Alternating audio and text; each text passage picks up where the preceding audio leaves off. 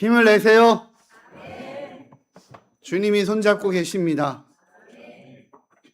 보이지 않는 것 같아도, 때로 느껴지지 않는 것 같아도 우리 주님 손잡고 계십니다.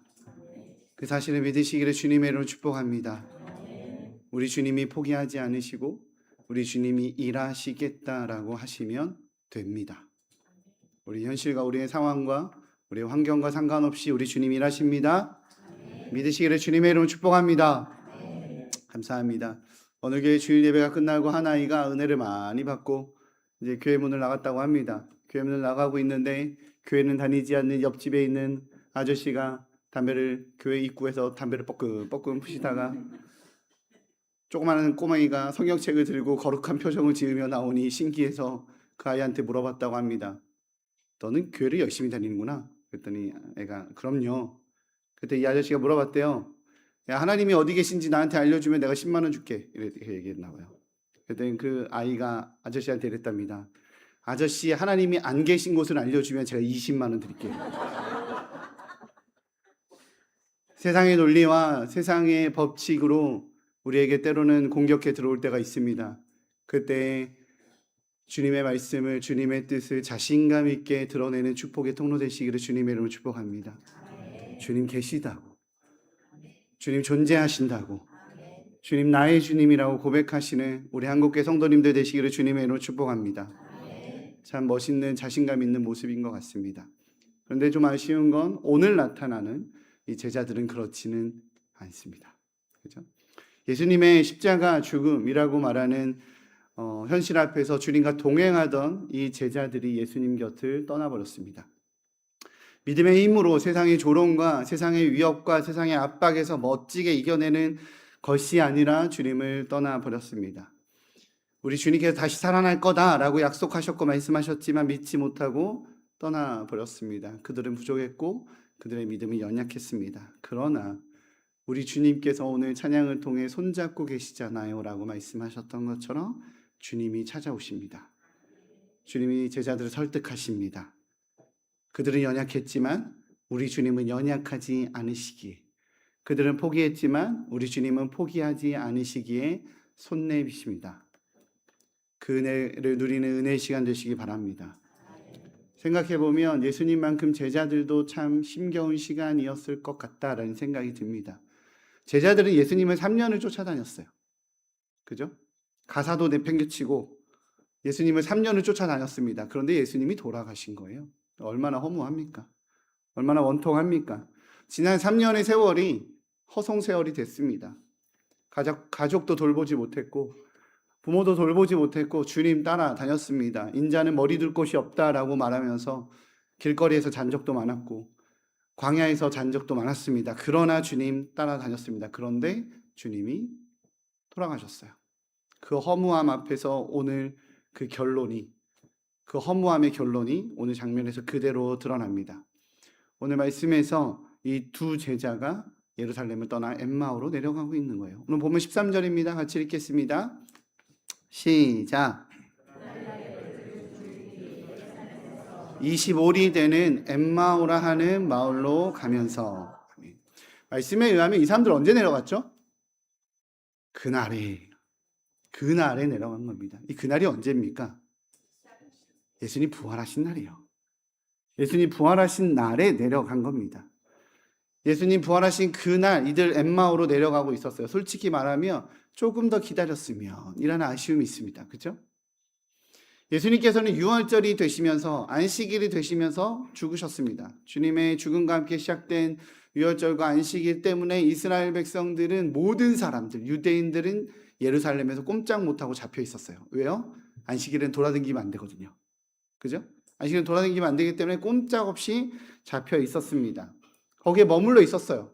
그리고 안식일이 끝난 안식 후 첫날이 되자 예수님께서 부활하신 날 이동한 거예요. 무슨 뜻입니까? 오늘 이 엠마오로 내려가는 이 두 제자들은 예수님께서 하신 말씀을 기억하며 예루살렘에 며칠을 거주하며 기대하며 살펴보며 이러지 않은 거예요. 인내도 없이 기다림도 없이 자신이 안식일이 끝나서 이제 예루살렘을 떠나 이동이 가능한 상황이 되자 떠난 겁니다. 본문에 의하면 엠마오는 25리 정도 된다고 합니다. 킬로미터로 하면 13km. 13km면 걸어서 얼마면 갈까요? 3시간에서 4시간이면 아마 이동이 되지 않을까 싶어요. 3, 4시간 정도면. 사실 아침 일찍부터 재촉해서 움직이지 않아도 충분히 도착할 수 있는 거리라고 생각됩니다. 그러나 이들은 안식일이 끝나자마자 예루살렘을 벗어납니다. 떠납니다. 이 장면에서 무엇을 느낄 수 있죠? 빨리 벗어나고 싶었던 거예요. 빨리 도망가고 싶었던 거예요. 여러 가지 이유가 있을 겁니다. 예수님을 잡아 죽인 군인들은 예수님의 추종자들을 잡으러 다녔고, 당시 예루살렘은 예수님의 제자였다는 이유 하나만으로 위협을 받고 있었습니다. 그러니 무서웠겠죠. 그러니 떠나고 싶었던 것도 있었고, 또 하나는 기대감이 없으니까. 예수님이 예루살렘 떠나지 말라고 했거든요. 떠나지 말라고 했는데 그들은 두려워서 떠난 겁니다. 특히 좀 아쉬운 건 오늘 엠마오로 내려가는 이 두 제자는 예수님에 대해서 그저 선지자라고 믿은 것이 아니라 믿고 따르는 내용들이 있었어요. 예수님이 메시아인 것을 믿었고, 예수님이 이스라엘을 구원하실 분이라는 것을 믿었습니다. 심지어 뭐까지 들었어요? 예수님의 이야기를 그 여인들이 아침에 갔다가 무덤이 열려 있고 예수님이 부활하셨다라는 그 소식을 천사들에 의해서 들었다는 얘기도 들었고, 심지어 그 빈 무덤을 본 제자들이 있다는 얘기도 들었습니다. 오늘 본문 22절에서 24절입니다. 같이 한번 읽어보겠습니다. 시작.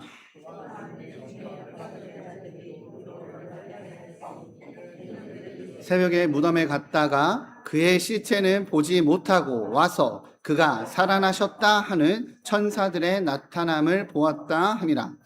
또 우리와 함께한 자 중에 두어 사람이 무덤에 가 과연 여자들이 말한 바와 같음을 보았으나 예수는 보지 못하였느니라 하거늘. 아멘. 다시 말씀드리지만 오늘 본문에 등장하는 제자들은 이 모든 소식을 들었음에도 불구하고 내려가고 있었습니다. 고향으로. 단 며칠도 기다리지 않고 내려가고 있었어요.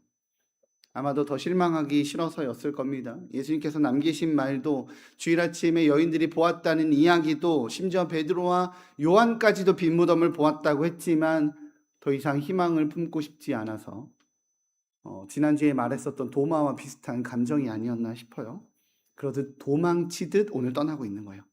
더 이상 상처받고 싶지 않아서 그랬겠죠. 이들의 행동은 실망스럽지만, 다시 말씀드리지만 그럼에도 불구하고 우리 주님은 도망치듯 떠나고 예루살렘을 떠나고 있는 이들을 찾아오신 것입니다. 그리고 그들을 만나주시고 그들의 믿음을 회복시켜 주십니다. 사랑하는 성도님들, 믿음은요, 하나님을 사랑하는 내 마음을 믿는 것이 아니라 나를 사랑하는 주님의 마음을 믿는 것입니다. 우리 주님께서 우리를 포기하지 않으시기에, 우리 주님께서 그들을 귀히 여기시기에 그들을 다시 찾아오는 겁니다. 그 우리 주님의 방법과 우리 주님께서 어떠한 과정을 통해 그들을 회복시키시는지 한번 살펴보도록 하겠습니다. 첫 번째는 우리 주님께서 그들의 기억을 온전케 하십니다. 본문 17절입니다. 같이 읽겠습니다. 시작. 예수께서 이르시되 너희가 길 가면서 서로 이야기가 무엇이냐 하시니 두 사람이 슬픈 빛을 띠고 머물러 서더라. 아멘. 꼭 무슨 몰래카메라 하는 것 같지 않습니까? 우리 주님이 다 아시는데 니들 내려가면서 무슨 얘기했어? 이렇게 물어보십니다. 무슨 대화했어? 이렇게 물어보세요. 이 질문에 이 두 사람이 자기들이 알고 있는 사실을 술술 이야기합니다. 자기들이 무슨 대화했는지 얘기하고 있어요. 우리 19절 보겠습니다. 같이 읽겠습니다. 시작. 나사렛 예수의 이르니 그는 하나님과 모든 백성 앞에서 말과 일에 능하신 선지자이거늘. 이들은 예수님에 대해서 알고 있었음을 말합니다. 그들은 예수님이 하나님 앞과 백성들 앞에서 말과 행동에 능하신 선지자이다. 예수님 하나님 앞에 서 있는 사람이었어요. 하나님 앞에 서 있는 존재였습니다. 라고 예수님이 하나님 앞에 계신 분임을 알고 있다라고 고백하고 있어요. 그러니 예수님에 대한 소망을 품었죠? 어떤 소망을 품었습니까? 21절입니다. 같이 읽겠습니다. 시작. 우리는 이 사람이 이스라엘을 속량할 자라고 바랐노라. 이뿐 아니라 이 일이 일어난 지가 사흘째요. 아멘. 이들은 이 사람이 하나님 앞에서 서서 하나님 앞에 있는 그 선지자로서 무엇을 했는지, 그래서 이스라엘을 속량할 메시아라고 우리는 믿었어요. 왜요? 그분이 무리를 거뒀거든요. 오병이어 기적을 베풀었거든요. 안진뱅이를 일으켰고 소경의 눈을 띄우고 정말 대단했죠. 하나님 앞에 서 있는 분으로서 진짜 이스라엘을 구원할 정말 메시아라고 우리는 믿었어요라고 누구 말로 하고 있어요? 자기 입으로 얘기하고 있어요. 자기 입으로. 생각해 보겠습니다. 이들은 아마도 예루살렘에서 아무 말 못하고 있었을 거예요. 그랬겠죠? 예루살렘에서 예수님이 돌아가시고 안식일 그 기간 동안 숨어 있으면서 방 안에 어딘가에 숨어 있었을 겁니다. 이스라엘 제자들의 모습을 보면 자기들이 모일 때 방문을 꼭 잠그고 보여요. 왜냐하면 쳐들어올까 봐 군인들이. 그랬던 것처럼 이들도 어딘가에 숨어서 누구에게도 이 말을 하지 못하고 꽁꽁 숨어 있다가 안식일이 끝나니까 엠마오로 내려가는 그 길에서, 고향으로 떠나가는 길에서 예루살렘을 조금이라도 벗어나니까 만난 나그네가 무슨 대화하고 있었어요? 라고 물어봤더니 예수님에 대해서 막 꺼내고 있는 거예요. 막 말하고 있는 거예요. 고백하고 있는 거예요. 무슨 뜻입니까? 말하고 싶었던 거예요. 얘기하고 싶었던 거예요. 고백하고 싶었던 거예요. 거기 예루살렘에서는 무서워서 말 못했는데 잡혀갈까 봐 예루살렘을 벗어나니까 예수님이 메시아라고, 예수님이 진짜 구원자라고, 이렇게 돌아가실 분이 아니라고 무서워서 말 못하던 그 얘기를 길거리에서 만난 나그네에게 하고 있는 겁니다. 사랑하는 성도님들, 우리 주님은 그들의 입을 통해서 스스로 그들의 기억을 다시 상기시키고 있는 겁니다. 그들이 원래 알고 있었던 것. 사랑하는 성도님들, 믿음은요, 아유 목사님 제가 교회가 몇 년인데요, 다 알고 있습니다. 아니요, 입으로 고백하셔야 됩니다. 할렐루야. 로마서 10장 10절에 이런 말씀이 있습니다. 마음으로 믿어 의에 이르고 입으로 시인하여 구원에 이르느니라. 우리 한번 이 말씀을 외워볼게요. 마음으로 믿어 의에 이르고 입으로 시인하여 구원에 이르느니라. 할렐루야. 입술로 고백할 때 내 귀에 들리고 내 마음에 박히는 거예요. 입술로 고백하시는 성도님들 되시기를 주님의 이름으로 축복합니다. 우리 주님이 이 두 제자에게 자신들이 알고 있는 진리를 다시 상기시키는 방법은 입술로 고백하게 했어요. 입술로 고백하니 다시 제대로 기억하게 되더라는 거죠. 두 번째, 우리 주님께서 하신 것은요, 말씀을 풀어주셨습니다. 오늘 제자들은요, 사실을 들었어요. 여인들이 무덤에 갔다 천사들을 만났고 무덤이 비어 있었다라는 사실을 들었습니다. 베드로와 요한도 무덤에 갔다가 여인들이 말한 내용이 맞다라는 사실을 봤어요. 그런데 그 사실이 믿음이 되지는 않았던 거예요. 목회자로 살다 보면 이런저런 오해를 받을 때가 있어요. 목사님이 이런 얘기를 했대. 목사님이 저런 얘기를 했대. 목사님이 이런 행동을 했대. 라고 오해를 받을 때가 종종 있습니다. 저도 보니까 목회를 한 20년이 넘었더라고요. 그러다 보면 이제 뭐 소문에 소문을 돌겠죠. 어떤 거는 제가 전혀 하지 않은 말이고 전혀 하지 않은 행동인데 도는 소문도 있는데, 어떤 때는 정말 제가 한 말이고 정말 제가 한 행동입니다. 정말 제가 한 말이고 정말 제가 한 행동이에요. 목사님께서 이런 말 하셨다면서요? 라고. 그럼 사실 틀린 말이 아닐 때가 있어요. 맞을 때가 있어요. 근데 문제는요, 말의 내용이 아니라 때로는 말의 동기와 의도가 잘못 퍼져나갈 때가 있는 거예요. 예전에 청소년 아이들 사역할 때 제가 애들 잡으라고 PC방을 돌아다닌 적이 있습니다. 실제로 술집도 간 적 있어요. 소문이 돌았습니다. 목사님이 PC방과 술집을 다닌다고. 사실이에요, 아니에요? 사실이에요. 근데 의도와 동기는 파악을 해야죠.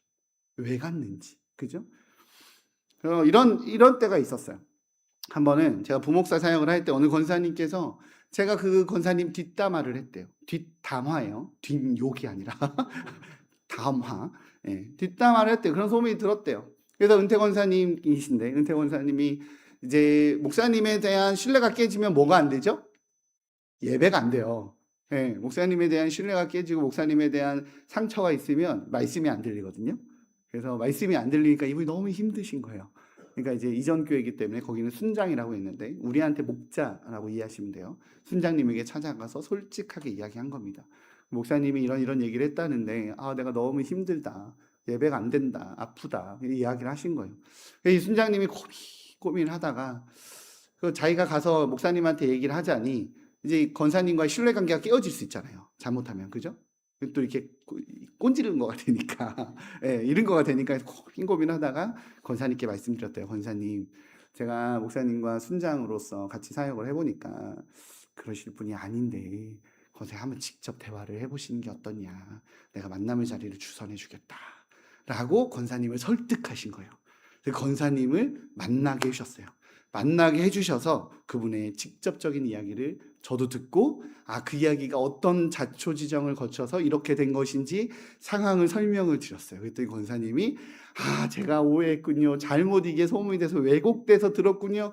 감사합니다 라고 이야기를 해주시는데 저한테 정말 감사했던 건 첫 번째 그 순장님이 너무 감사하더라고요. 뭐가 감사한 거예요? 저를 믿어준 거잖아요. 두 번째는 그 은퇴 권사님도 너무 감사했어요. 대화가 되는 분이라고 믿고 찾아오신 거잖아요. 진짜 제가 잘못한 거면 사과를 하면 되죠. 권사님, 제가 그런 의도는 아니었는데 이렇게 해서 권사님 입장이 난처해졌다면 제가 죄송합니다 라고 얘기하면 되는 거고, 그죠? 그게 아니면 상황을 잘 설명을 해서 풀어드리면 되는 거예요. 그러하게 우리가 중요한 것은 뭡니까? 사실이라고 말하는 이름으로 서로를 향한 오해가 사실은 진리가 아닐 수 있다는 거예요. 대부분 교회에서 나는 소문도, 세상에서 나는 소문도 거짓은 아닐 때가 있어요. 나는 틀린 말 하진 않아 라고 말해요. 팩트일 수는 있어. 근데 진리는 아닐 수 있다는 거예요. 이것이 핵심입니다. 믿음의 원리도 같아요. 믿음은요, 사실의 영역이 아니라 진리의 영역입니다. 그렇기 때문에 믿음에는 어떠한 의도로 어떠한 상황과 행동에서 한 말인지에 대한 진리의 영역까지 포함되어야 믿음의 영역으로 나아가게 되는 거예요. 오늘 본문을 볼게요. 사실은 무엇입니까? 예수님이 무기력하게 죽은 거예요. 그게 사실이죠. 군인들에 의해 죽은 겁니다. 백성들에 의해 버림받은 거예요. 메시아라고 말한 그가 그냥 버림받았고 죽은 거예요. 그게 사실이에요. 사실의 영역으로 보면 우리 예수님은 무력한 겁니다. 우리 예수님은 무기력한 거예요. 그러나 진리의 영역으로 보면 그 사실이 예수님께서 십자가에 달려 돌아가셨다라는 그 사실이 위대한 것이고 성스러운 것이고 거룩한 것입니다. 할렐루야. 그러니 진리의 영역을 볼 줄 아는 힘이 있으시기를 주님의 이름으로 축복합니다. 우리 주님은 그렇기 때문에 이 사실에 내가 십자가에 달려 죽었어 라고 하는 이 사실이 진리의 영역으로 나아가게 하기 위해서 말씀을 풀어주시더라는 거죠. 본문은 25절 26절입니다. 같이 읽겠습니다. 시작.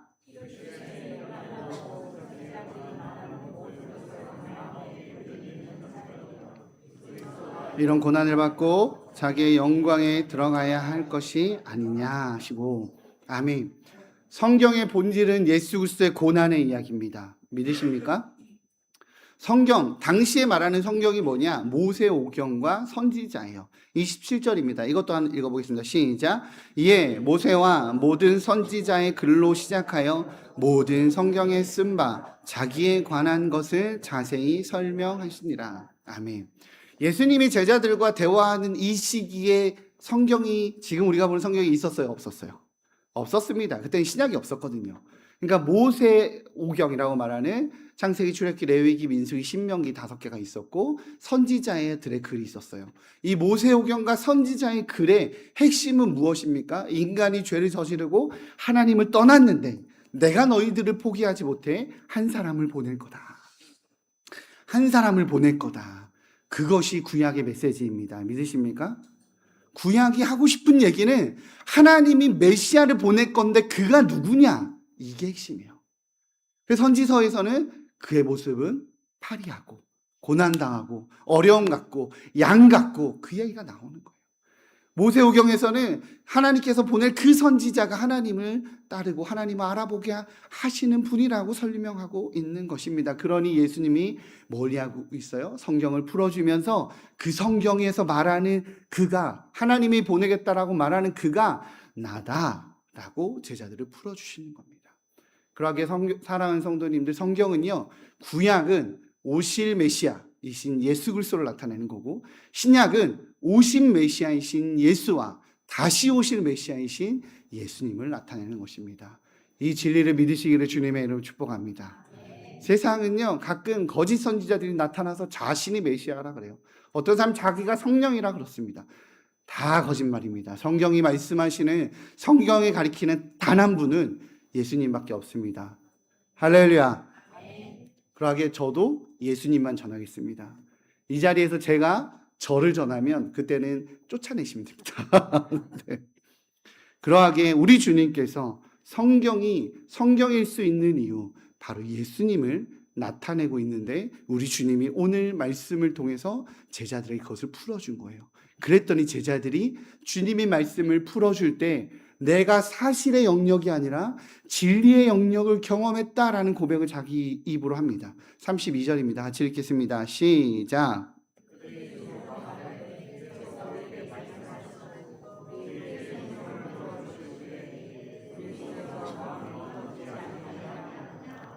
아멘.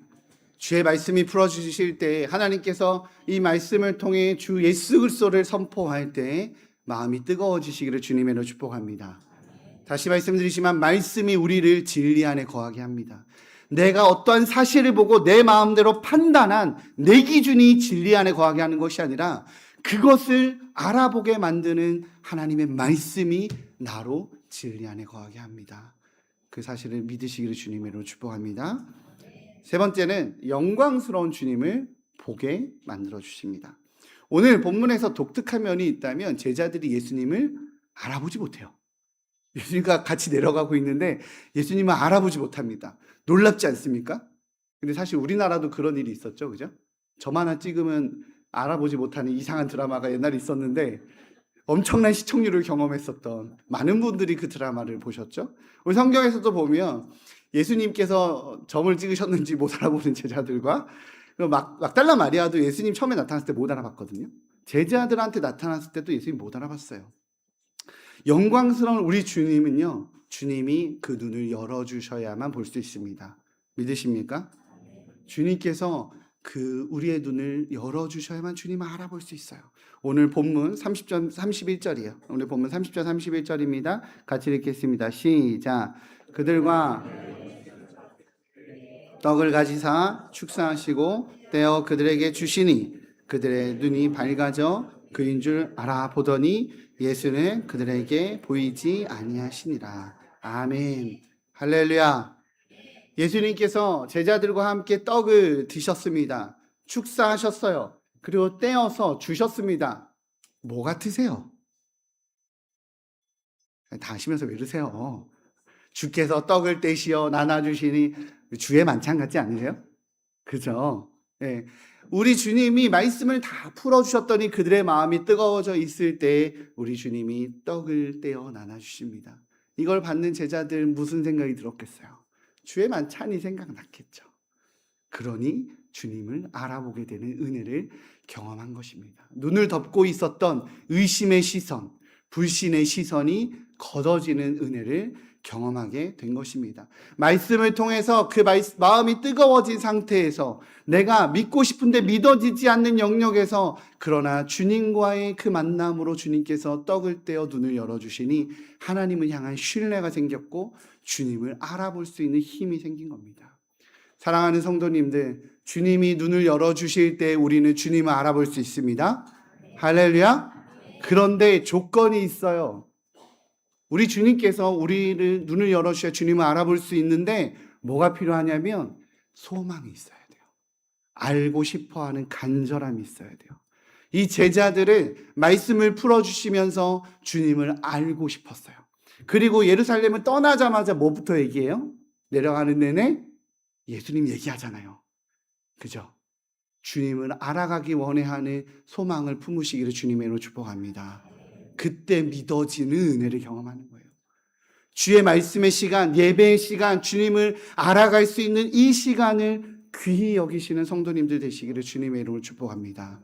그때 실제가 되시는 주님을 누리게 되는 거예요. 우리가 성경 공부를 통해 말씀을 깨닫습니다.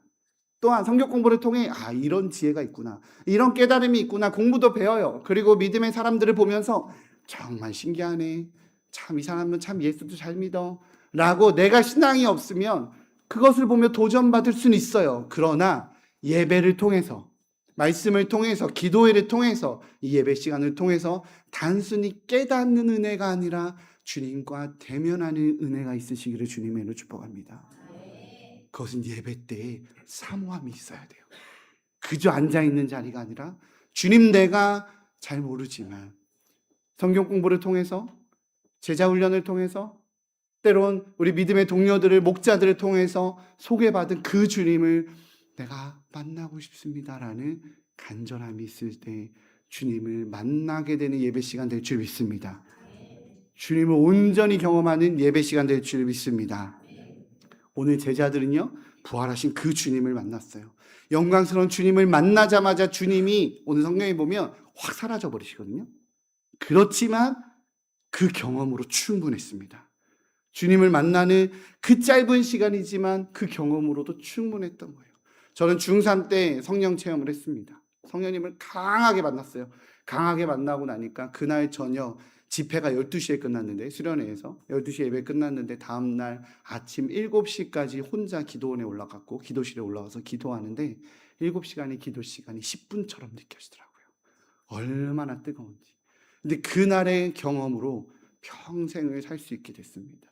그 어떤 거짓 이론이, 세상의 논리가, 세상에 수없이 많은 말이 있어도 흔들리지 않는 믿음의 기준들이 세워지더라는 거죠. 우리 한국교회 성도님들의 모든 예배가 그런 은혜가 있으시기를 주님의 이름 축복합니다.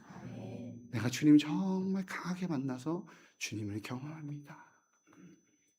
오늘 믿음이 없어서 주님이 부활하신 그날 그 하루도 참지 못해서 아침 일찍 고향으로 내려가던 이 두 제자에게 예수님이 찾아오셔서 세심한 배려로 그들의 믿음을 회복시킵니다. 입술로 고백하게 했고요, 성경을 풀어줬고요, 영광스러운 주님을 알아볼 수 있게 해주셨습니다. 그리고 그들이 완벽하게 회복됐어요. 거듭났어요. 그랬더니 이들이 변화되기 시작합니다. 오늘 보면 33절 35절입니다. 같이 읽겠습니다. 시작.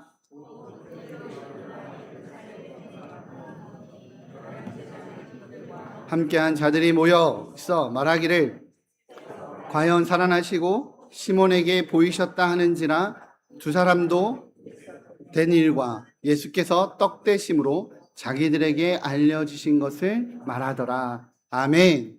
할렐루야. 이 사람들이 예수님을 알아보니까 뭐 했다고요? 곧 일어나 어디로 돌아갔죠? 예루살렘으로. 원래 이 사람들 어디서 내려왔어요? 예루살렘에서. 거기에서 무서워서 어떻게 잡힐지 몰라서 도망가서 내려왔던 사람들이 예수님을 만나니까 다시 그리로 갑니다. 다시 돌아가요. 주의 말씀의 자리로 돌아갑니다. 이 장면을 보고 무신론자가, 성경을 연구하면서 내가 예수의 부활을 논리적인 모순을 찾아내서 말하겠다라고 말했던 무신론자 학자가 하나님을 만나는 경험을 해요. 이 장면을 보고 도저히 부정할 수 없다. 제자들이 예수님의 십자가에 달려 돌아가심을 보고 도망가는 거 지극히 정상적인 반응이죠. 사람이라면. 그죠? 그런데 그들이 다시 돌아가서 오늘 본문에 보면 예수님을 선포하는 자가 되었습니다. 이 사이에 무슨 일이 있었기에 그들은 돌아갈 수 있었는가?